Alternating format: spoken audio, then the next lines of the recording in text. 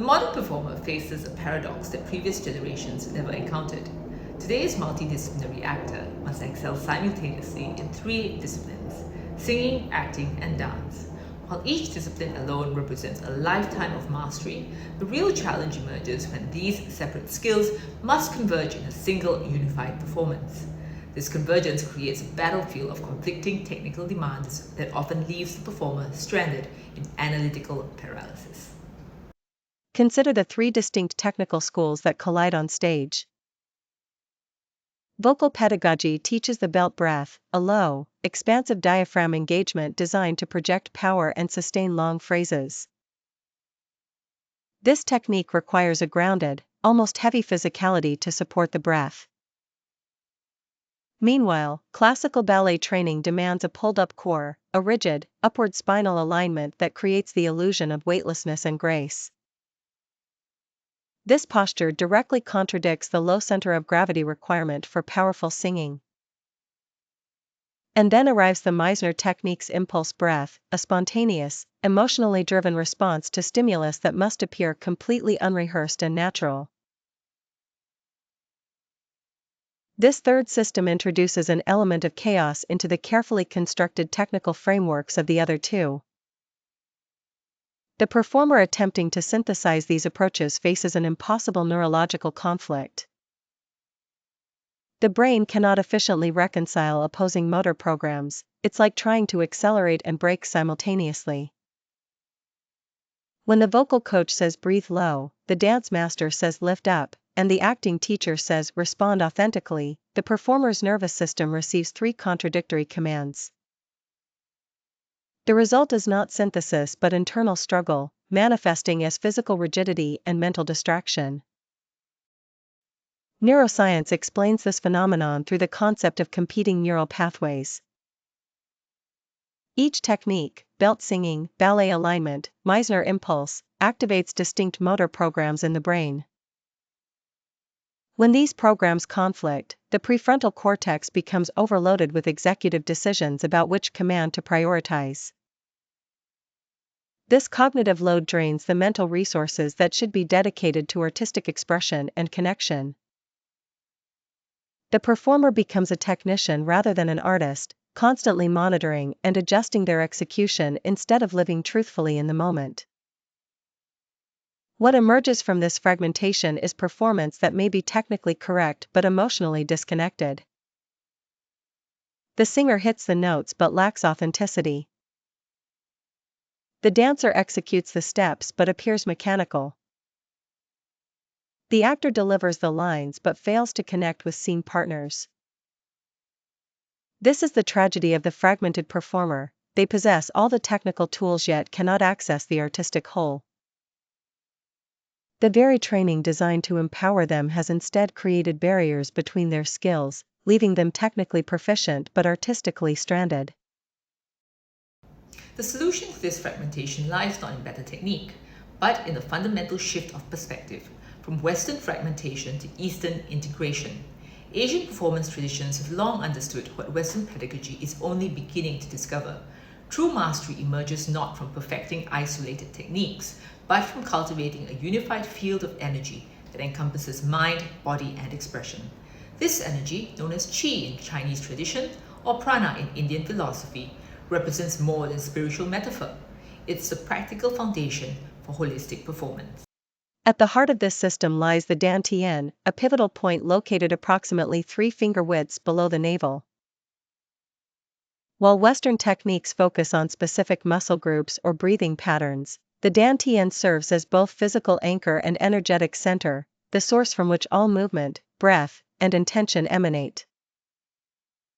Rather than treating singing, acting, and dance as separate disciplines requiring different techniques, the dantian provides a unified command center that harmonizes these expressions into a single, coherent performance. Qi philosophy reframes performance entirely, from technical execution to energy manifestation.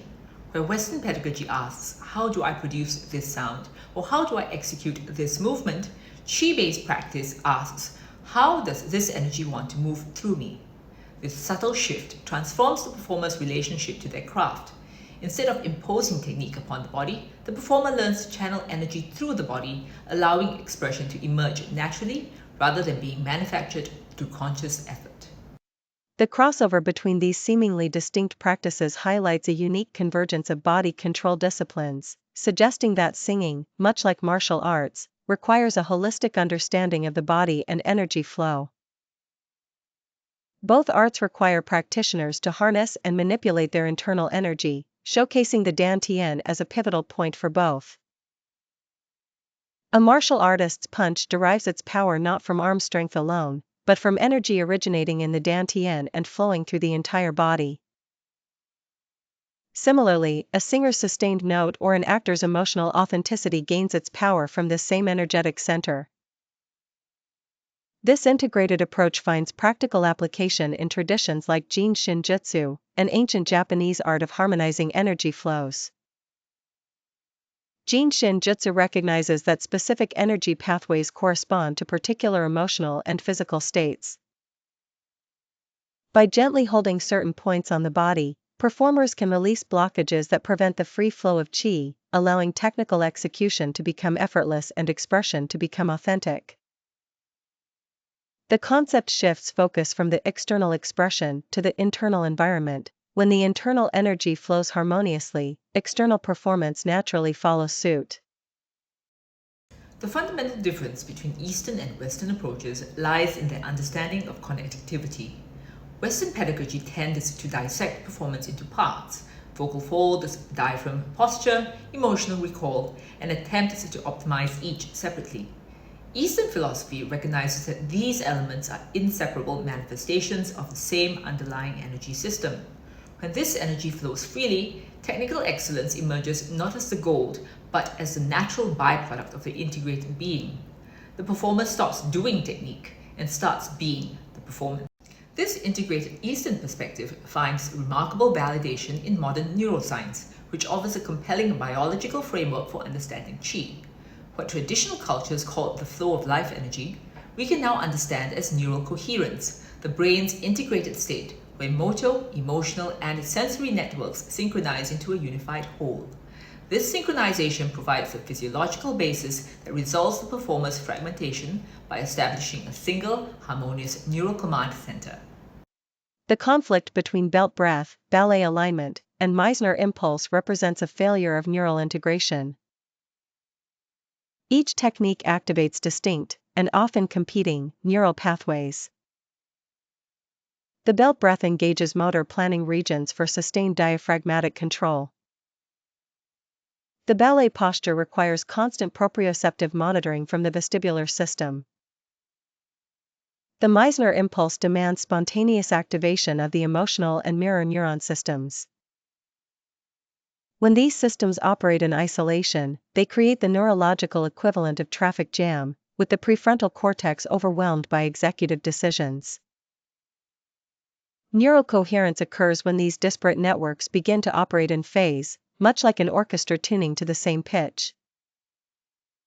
Studies on expert performers and athletes consistently show that during peak flow states, brain activity shifts from localized, effortful processing to a global, efficient synchronization.